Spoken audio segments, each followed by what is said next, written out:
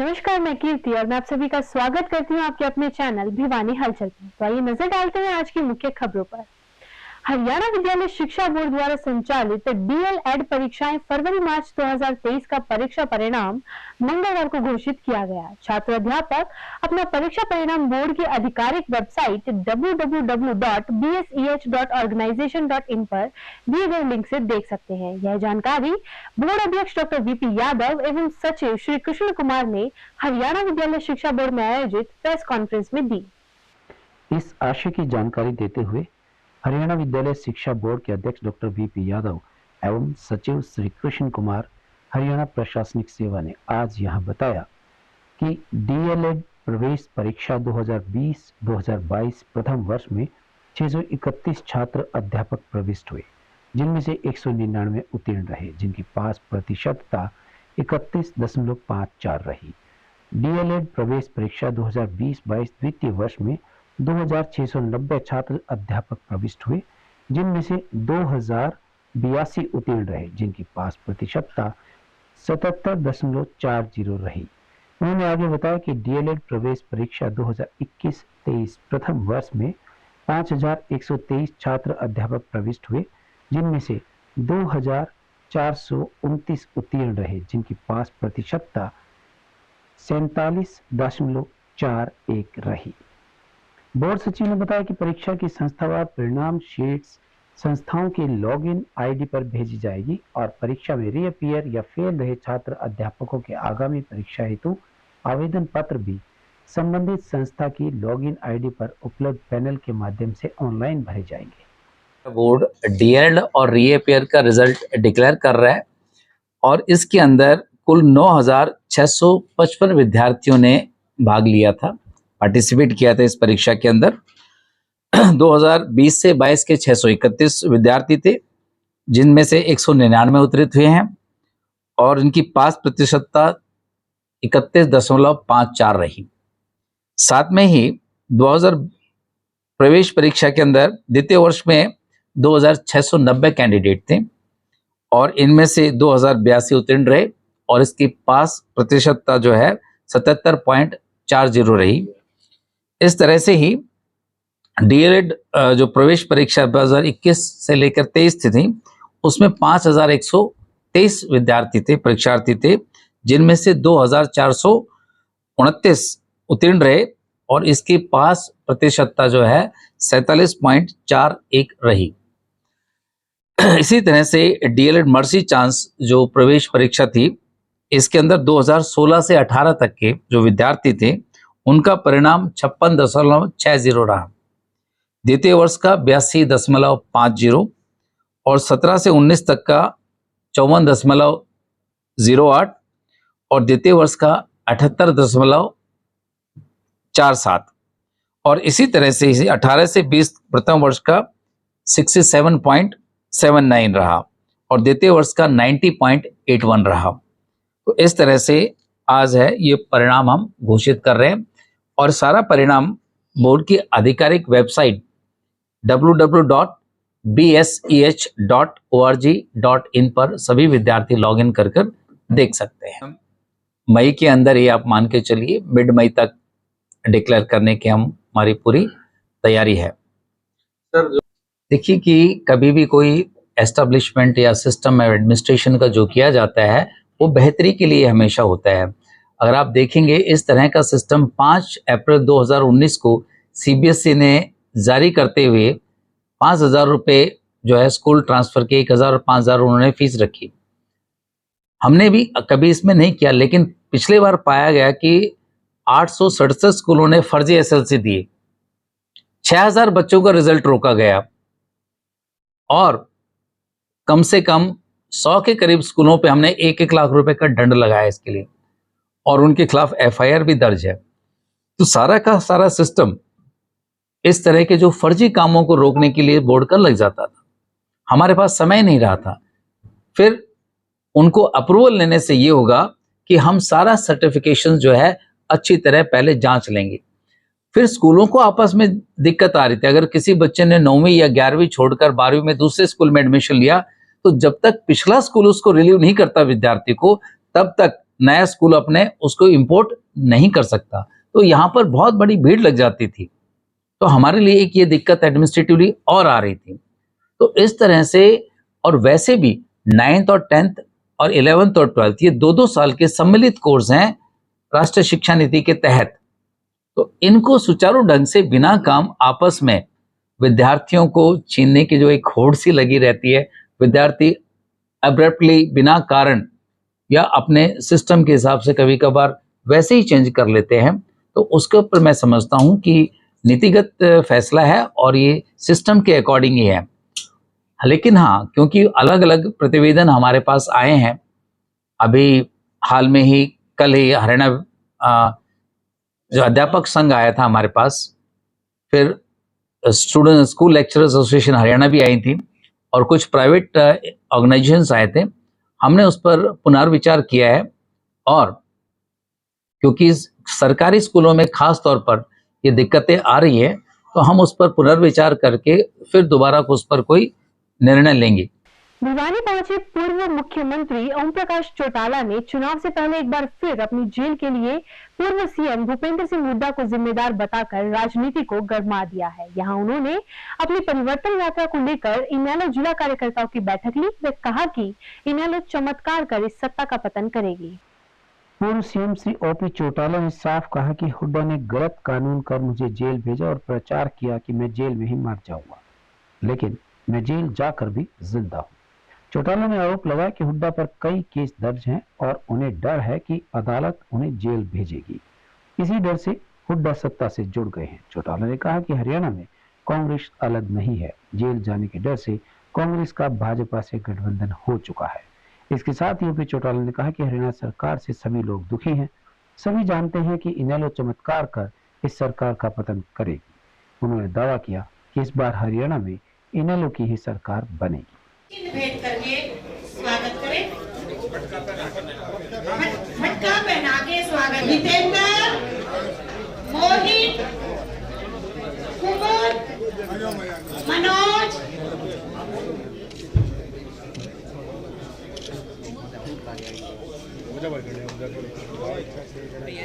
आप लोगों के सहयोग और समर्थन से हमें सरकार बनाने का अवसर मिला।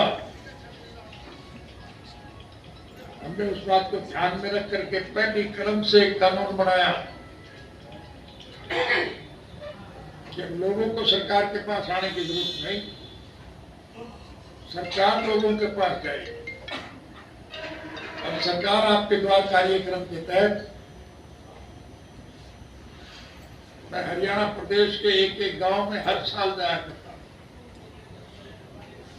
भिवानी जिला के सभी लोग बैठे हो, मैं इन सारे गांव में गया था कि नहीं गया? और गांव के लोगों ने जो मांग रखी वो सारी मानी गई कि नहीं मानी गई? कुछ ऐसी मांगे भी थी जो लोगों ने नहीं मांगी, लेकिन व्यवहारिक ज्ञान के आधार पर हम उनको मानना बढ़ाना जरूरी समझते थे। हिंदुस्तान और पाकिस्तान का बंटवारा होने के बाद आज भी लगभग 37% मुस्लिम इस देश में आबाद है।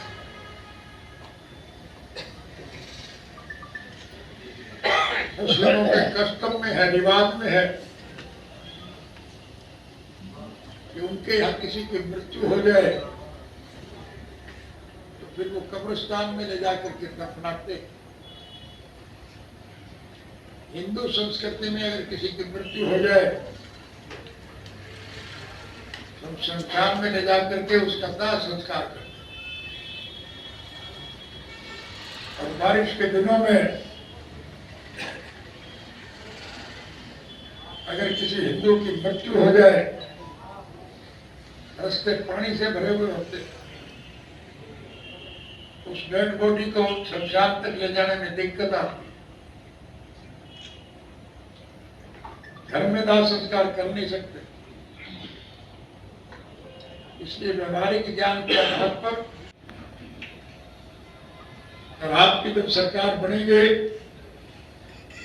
तो फिर हम आपको सारी सुविधाएं प्रदान करें। अगर अतीत में हमने अच्छे काम किए हैं तो भविष्य में और ज्यादा अच्छे करें। आपको मेरी बात का यकीन है या नहीं? मेरे आईने की रखोगे कि नहीं रखोगे? तो साहब से एक ही निवेदन करने आया, आपको कुछ करने की जरूरत नहीं, और जब भी अवसर मिले अनेक का बटन दबा दिया। सीधी जाति भाषा में एक ही बात कहना चाहूंगा, राज बना लो फिर सारे कोर्ट में कर।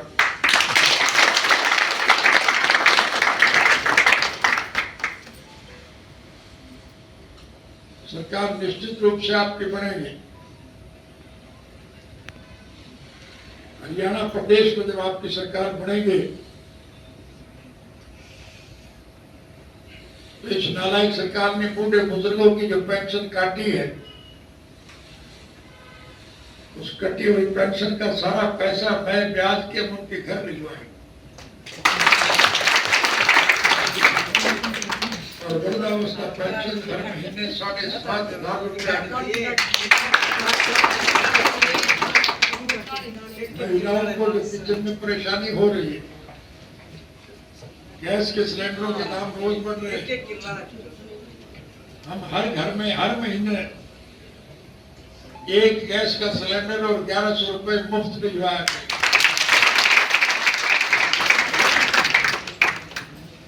करके बहुत प्रसन्नता हुई कि समूचे विश्व के स्तर पर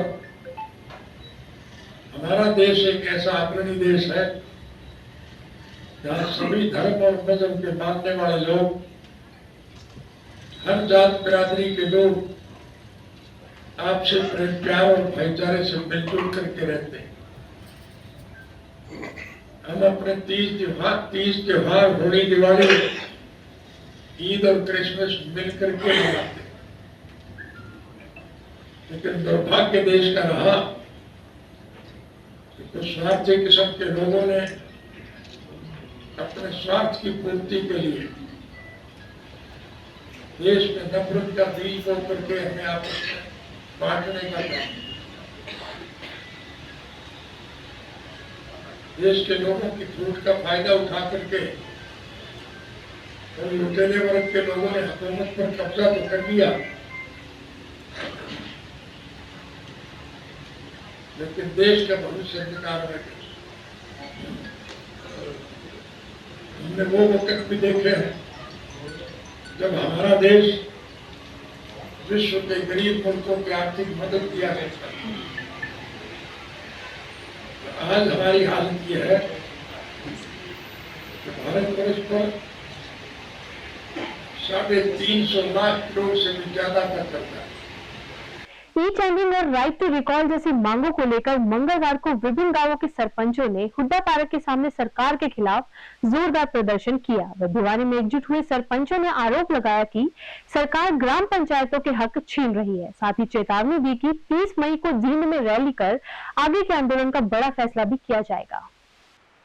हरियाणा में जब से छोटी सरकार यानी सरपंचों का चुनाव हुआ है, तब से ई टेंडरिंग को लेकर सरकार व सरपंचों में ऐलान जंग जारी है। सरपंच ई टेंडरिंग को खत्म करवाने को लेकर कभी धरने तो कभी प्रदर्शन करते हैं। बीते 1 महीने से सरपंचों का ये आंदोलन थम सा गया था, लेकिन अब एक बार फिर से सरपंच एकजुट हुए और अपनी मांगों को लेकर विरोध प्रदर्शन किया। सरकार के खिलाफ जमकर नारेबाजी की। चौधरी सुरेंद्र सिंह पार्क के बाहर नारेबाजी करते हुए ये सरपंच सरकार से खासे खफा नजर आए।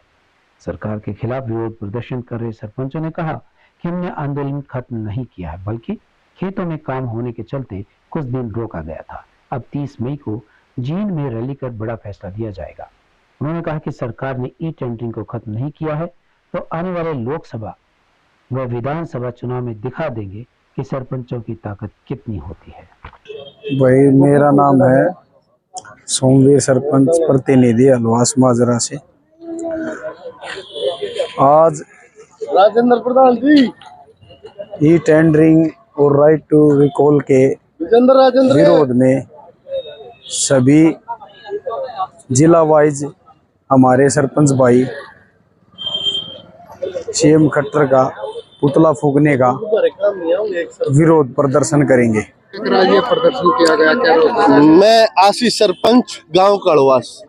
रोष प्रदर्शन हम किस चीज ने लेके भाई साहब, आपने भी सारे पत्रकारों ने पूरा हरियाणा ने बेरा आज एक सरपंच का आवेश है जो ग्राम पंचायतों के अधिकार छीनने का सरकार ने काम करा है, उसके विरोध में सरपंच आए दिन रोष प्रदर्शन और अपने के नाम है ज्ञापन सरकार को दे रही है। कभी चंडीगढ़, कभी पंचकुला, कभी दिल्ली, आए दिन सरपंच जा रहे हैं और सरकार के कानों में जो तक नहीं रेंग रही उसके उसी को हम दिखाने के लिए कि जो हमारे गांव का अधिकार ये सरकार छीनना चाहती है, उसके लिए हम सभी सरपंच एकजुट होकर के सरकार का सामना करेंगे। सरकार हमारे जो पंचायत के अधिकार है वो छीन रही है। हम सभी सरपंच मिलकर जो हमारे अधिकार हैं वो छीनने नहीं देंगे और जब तक सरकार हमारे जो पंचायत के अधिकार हैं वो लागू नहीं करेगी, जब तक हमारा प्रदर्शन ऐसे ही जारी रहेगा। और आने वाले समय में अभी विधानसभा लोकसभा चुनाव आएंगे, हम उस समय में बता देंगे सरपंच में कितनी ताकत है सरकार। नहीं, हमने कोई भी समर्थन नहीं जताया। हम सरकार के आदमी वही बोल रहे हैं जो हमारे पंचायत के अधिकार हैं वो लागू कर दे। हम हमारा आंदोलन सीएम साहब का विधानसभा कार्यक्रम जो है कुरुक्षेत्र में था, वहाँ पर दिखाया था कि किस प्रकार से जो ई टेंडरिंग है, सीएम साहब प्रचार करते हैं, लेकिन ई टेंडरिंग का आप एक बार जो गांव में काम हुए हैं वो एक बार जाके देख लो। गांव में जो व्यक्ति हैं वो सरपंच को ही बोलेंगे ना कि ठेकेदार को बोलेंगे। जो गलत काम हुआ है और जो जायज पैसा वहाँ पे नहीं लगा है तो वो सरपंच को ही बोलेंगे गाँव वाले। तो अब मुख्यमंत्री को थोड़ी बोलेंगे वहाँ पे जाके आपने गलत काम कर दिया। हरियाणा के मुख्यमंत्री मनोहर लाल ने अपने समकक्ष हिमाचल प्रदेश के मुख्यमंत्री सुखविंदर सिंह सुक्खू को वैकल्पिक मार्ग से होते हुए सतलुज का पानी हरियाणा पहुंचाने की पेशकश की थी। इस पर हिमाचल प्रदेश के मुख्यमंत्री ने सैद्धांतिक सहमति भी दे दी थी, जिस पर SYL हिमाचल मार्ग समिति ने मुख्यमंत्री का आभार व्यक्त किया। SYL हिमाचल मार्ग समिति के अध्यक्ष एडवोकेट जितेंद्र नाथ ने समिति कार्यालय में पत्रकारों से बातचीत करते हुए कहा कि अगर इस प्रोजेक्ट पर शीघ्र ही कार्य आरंभ हो जाए तो यह कार्य लगभग 1 साल 6 माह में पूर्ण हो जाएगा और राज्य सरकारों को इसका खर्च भी वहन नहीं करना होगा, क्योंकि SYL निर्माण का खर्च वर्ल्ड बैंक द्वारा किया जाएगा। SYL हिमाचल मार्ग समिति भी हरियाणा सरकार को हिमाचल के रास्ते पानी लाने का सुझाव दे चुकी है। इस समिति में भूतपूर्व इंजीनियर जुड़े हैं और पिछले 10 साल से इसके लिए काम कर रहे हैं। समिति के अध्यक्ष एडवोकेट जितेंद्र नाथ ने पंजाब के बजाय हिमाचल के रास्ते पानी लाने का रास्ता सुझाया। हरियाणा में 72 ब्लॉक डार्क जोन में जा चुके हैं और हालात यही रहे तो 2039 तक प्रदेश का जल स्तर और नीचे चला जाएगा, जिससे हमारी दिक्कतें बढ़ना तय है। मैं जितेंद्र नाथ एडवोकेट हूँ, SYL हिमाचल पार्क समिति का अध्यक्ष, और ये हमारे सारे पदाधिकारी हैं समिति के। आज हम बहुत प्रसन्न हैं और खुश हैं कि हरियाणा सरकार में मुख्यमंत्री श्री मनोहर लाल खट्टर जी ने हमारी प्रपोजल जो थी SYL वाया हिमाचल प्रदेश लाने के लिए, ताकि रावी ब्यास का सरप्लस पानी आ सके हरियाणा प्रदेश में, उन्होंने संज्ञान लेते हुए 2019 में हमने एक मीटिंग की थी उनके साथ, उनको प्रस्ताव दिया था और उन्होंने वायदा किया था कि मैं इस पे काम करूँगा जरूर से ज़रूर। आज उन्होंने हरियाणा 22 अप्रैल को पंजाब हिमाचल के मुख्यमंत्री जी से बात करके और वो प्रपोजल को सिरे चढ़ाने का काम कर रहे हैं।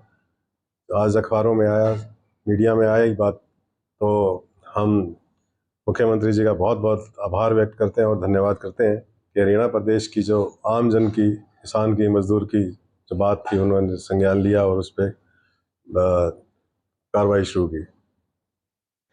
प्रपोजल क्या है जी, एक्सप्लेन करो थोड़ा सा। हाँ जी, ये प्रपोजल हिमाचल प्रदेश के रास्ते से रावी ब्यास का जो सरप्लस पानी आना था 1955 से जो हम वेट कर रहे हैं, वो भाखड़ा डैम से नालागढ़, बद्दी, पिंजौर होकर के जो SYL पंजाब से आनी थी उसका विकल्प हमने दिया था, वैकल्पिक रास्ता। तो इससे भाखड़ा डैम से हरियाणा तक केवल 67 किलोमीटर एरिया पड़ता है, जो कि बहुत छोटा है और वहाँ पे बिरानी धरती है सारी, कोई समस्या नहीं। और हिमाचल के मुख्यमंत्री ने भी यस किया इसके लिए, उनका भी बहुत बहुत हम आभार व्यक्त करते हैं, धन्यवाद करते हैं। इससे पानी पिंजौर आने के बाद पिंजौर से बरवाला, बरवाला से टांगरी नदी आएगा पानी और टांगरी नदी से चैनल सीधा जनसुई हेड अम्बाला सदर होके जनसुई हेड पहुंच जाएगा। जनसुई हेड पे SYL नहर बनी हुई है हरियाणा के अंदर, वहाँ पर बैराज है जनसुई हेड का। उस बैराज से पानी डाइवर्ट होकर के SYL के अंदर पहुंच जाएगा। SYL जो हरियाणा में बनी हुई है उससे पूरे प्रदेश के अंदर आगे चैनल बनाए हुए हैं सारे, वो ये पानी फिर मेवात, रेवाड़ी, महेंद्रगढ़, गुड़गांव और भिवानी, दादरी, साउथ हरियाणा, दक्षिण हरियाणा का जो अलॉटेड था 35 लाख एकड़ ज़मीन के लिए, वो पानी हमें अब मिलने की उम्मीद पूरी हो गई है। क्योंकि जो रास्ता सरकार समिति ने बताया था उसका एस्टिमेट भी बता दिया था हमने, 4200 करोड़ रुपए करीब खर्चा आएगा। और इसमें एक हाइडल चैनल भी बनेगा बिजली का, जिससे 1000 मेगावाट बिजली पैदा होगी, 1000 मेगावाट बिजली मिलेगी और 35 लाख एकड़ ज़मीन को पानी मिलने से कई 1 खरब रुपए की इनकम हमारे प्रदेश को बढ़ेगी। पूरे देश को हम अनाज दे पाएंगे साथ, और इनकम बढ़ेगी हरियाणा प्रदेश हिमाचल प्रदेश जी। और अब ये टेक्नोलॉजी जो है, अब उन्होंने, आज भी मैं पढ़ रहा था उसमें, तो उन्होंने सेक्रेटरीज की ड्यूटी लगाई है, जो IAS head of the department है दोनों सरकारों के, वो मॉडलिटीज़ पे काम करेंगे फटाफट। तो प्रपोजल और टेक्नोलॉजी जो है आज हमारे पास, टनल बोरिंग मशीन जैसे हैं और दूसरी टेक्नोलॉजी है, उससे एक दिन में 1 किलोमीटर नहर बन सकती है। ये जो कई करोड़ का खर्चा आएगा, ये हिमाचल प्रदेश सरकार दिए करेगी, हरियाणा या सेंट्रल? इसका खर्चा न तो हरियाणा सरकार को देना पड़ेगा, न ही हिमाचल सरकार को देना पड़ेगा। ये खर्चा जब हाइडल प्रोजेक्ट बनता है, पावर बिजली जल संयंत्र योजनाएं बनती है, तो उसका सारा खर्चा वर्ल्ड बैंक देता है। AIBP स्कीम के तहत आता है। ये एक्सेलरेटेड इरिगेशन बेनिफिट्स प्रोजेक्ट्स हैं, स्कीम जो आती है उसके तहत ये बनेगा प्रोजेक्ट। उसमें न तो हरियाणा सरकार का कोई खर्च होना है, न हिमाचल प्रदेश का खर्च होना है। अब समय पर सही उपचार मिलने के बाद दमा का मरीज भी सामान्य जीवन जी सकता है। यह बात विश्व अस्थमा दिवस पर भिवानी के वरिष्ठ छाती रोग विशेषज्ञ डॉक्टर शिवकांत शर्मा ने अपने अनुभव को साझा करते हुए बताई। उन्होंने बताया कि भारत में अस्थमा के रोगियों की संख्या लगातार बढ़ रही है। ऐसे में लोगों को अस्थमा रोग के प्रति व अपने स्वास्थ्य के प्रति जागरूक होने की जरूरत है। विश्व अस्थमा दिवस पर भिवानी के वरिष्ठ छाती रोग विशेषज्ञ डॉक्टर शिवकांत शर्मा ने बताया कि रोगी अपने शुरुआती लक्षणों को नजरअंदाज कर देते हैं और अंत में उन्हें अधिक गंभीर स्थिति में जाना पड़ता है। उन्होंने कहा कि अस्थमा एक आम बीमारी है, इससे किसी भी तरह से घबराना नहीं चाहिए। आम जनता द्वारा श्वास दमा या सर्दी व खांसी के रूप में इसे संदर्भित किया जाता है। एक पुरानी सांस की बीमारी है जो सांस लेने में कठिनाई, सीने में दर्द, खांसी और घबराहट का कारण बनती है। लेकिन डॉक्टर शर्मा ने बताया कि अस्थमा के रोगी यदि सहयोग करें तो इसका पूर्ण रूप से इलाज भी हो जाता है। वह चाहे किसी भी क्षेत्र में काम कर रहे हों, यदि वह पूर्ण रूप से सहयोग करते हैं तो अस्थमा के रोगियों को किसी भी तरह से किसी भी प्रकार की परेशानी नहीं आती है। एक अनुमान के मुताबिक भारत में 7 करोड़ के करीब इस बीमारी से जो ग्रस्त मरीजों की संख्या आज की तारीख में हम मानते हैं। और ये बीमारी पिछले कुछ वर्षों से ऐसा देखने में आया है कि धीरे धीरे इसका जो प्रकोप बढ़ रहा है। अनेकों कारण हैं, आप सभी समझते हैं कि ये हमारी जो दिनचर्या है, जीवन की शैली है, वो बदल गई है, खान पान बदल गया है। और सबसे अधिक जो दुष्प्रभाव आया है वो आया है वातावरण के प्रदूषण की वजह से। प्रदूषण की वजह से इसके जो मुख्य कारक हैं, जो जिनकी वजह से इस तकलीफ़ में ये तकलीफ़ शुरू होती है, या यूँ कहें कि इस तकलीफ़ के जो स्तर में बढ़ोतरी होती है, जो ये कॉम्प्लिकेट हो जाती है, जो बढ़ जाती है, वो प्रदूषण उसमें एक अहम भूमिका निभाता है। इस वजह से, प्रदूषण की वजह से भी इस बीमारी में अब इसके जो कोप बढ़ने में देखने आया है।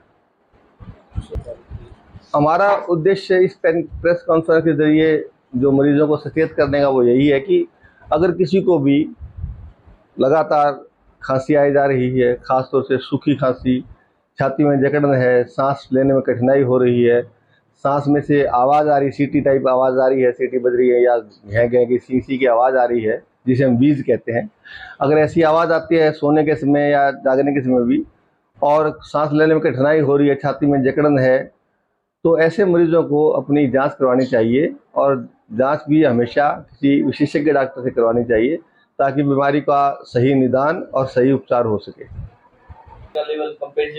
ऐसा है कि अस्थमा अपने आप में ऐसा रोग है जो एक ये हेरिडिटरी रोग है, ये हमारे आनुवंशिक रूप से हमारे खून में कहिए या हमारे डीएनए के विकार की वजह से होता है। जो वातावरण के कारण है, प्रदूषण है या अन्य कारण है, ये इसको बढ़ाने में इसकी सहायता करते हैं। अस्थमा एक दिन के बच्चे में भी हो सकता है, जैसे हम किसी की माता को अस्थमा है तो पारिवारिक रूप से उसके बच्चों को, अगली पीढ़ी को अस्थमा होने का रिस्क काफ़ी रहता है। अस्थमा एक किस्म से जिसे हम एलर्जी का रूप कहते हैं, इसमें आमतौर पे और जो अंगों की एलर्जी वो भी कई बार साथ में जुड़ जाती है, जैसे चर्म रोग की एलर्जी कई बार जुड़ जाती है, नाक की एलर्जी जुड़ जाती है। ऐसे मरीजों को बहुत बार छींकें आती हैं, बार बार छींकें आती हैं, नाक से पानी बहता है, नाक में खुजली होती है, आंखों में खुजली होती है, आंखों से पानी बहता है। तो आंख की एलर्जी, नाक की एलर्जी, चमड़ी की एलर्जी और श्वास नली की एलर्जी जिसे हम अस्थमा कहते हैं, ये सब बहुत सारे मरीजों में एक साथ आपको मिल जाएंगी। तो ये प्रकोप ऐसा है जो एक अंग में या एक शरीर के एक हिस्से में ना होकर कई बार कई भागों को प्रभावित कर देता है, कई अंगों को प्रभावित कर देता है। अपने ओपीडी का अगर अनुमान दूं, और शायद यही अनुमान मेरे दूसरे मित्रों के ओपीडी का भी होगा जो इस तरह के मरीज रोजाना देख रहे हैं, मेरे ओपीडी का लगभग 25 से 30% रोगी डेली इस बीमारी से जो ग्रस्त है वो पाए जाते हैं। और ये अनुमान अगर मैं महीने का दूं आपको, तो मान के चलिए कि 1000 के करीब रोगी हर महीने में इसके देखता हूँ।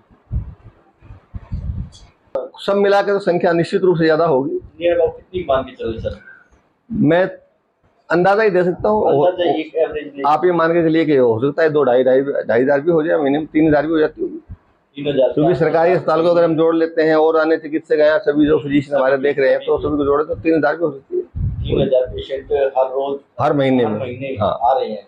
मैं ये मानूं कि मैं 30% मरीज देखता हूँ टोटल के, तो ये मान के चलो कि लगभग 3000 पेशेंट पर मंथ हो सकते हैं, बचा जा सके। देखो पोल्यूशन सबसे महत्वपूर्ण बात जो आम पब्लिक को बताना चाहते हैं कि अस्थमा अपने आप में ऐसा रोग है जिसे लोग ये कहते हैं कि ये रोग खत्म नहीं हो सकता, ये रोग दम के साथ जाएगा, ऐसी हमारे समाज में जो बातें हैं प्रचलित हैं। मैं केवल इतना कहना चाहता हूं कि अस्थमा एक ऐसा रोग है जिसके साथ बड़े आराम से सुखी रह करके जिया जा सकता है। मैं ऐसा दावा नहीं करता और कोई चिकित्सक भी नहीं कर सकता कि ये बीमारी बिल्कुल दृढ़ रूप से खत्म हो जाए, लेकिन अगर सही ढंग से उपचार किया जाए तो अस्थमा के रोगी अपना पूरा जीवन बिल्कुल सामान्य व्यक्ति की तरह बिता सकते हैं। कोई खिलाड़ी, कोई भी वर्कर, यहाँ तक कि रिक्शा चालक, यहाँ तक कि जो बहुत परिश्रम करने वाले जो हमारे मजदूर भाई हैं, इस तरह के रोगी भी, इस तरह की कैटेगरी के जो श्रेणी के जो लोग हैं, वो भी सही उपचार के बाद अपनी सामान्य जो दिनचर्या है, चाहे वो किसी पेशे में हो, उनकी जो रोटी कमाने का जो भी जरिया हो, जो भी पेशा हो, वे सारे अपना पेशे का काम ठीक ढंग से कर सकते हैं, बशर्ते कि वो प्रॉपर इलाज ले।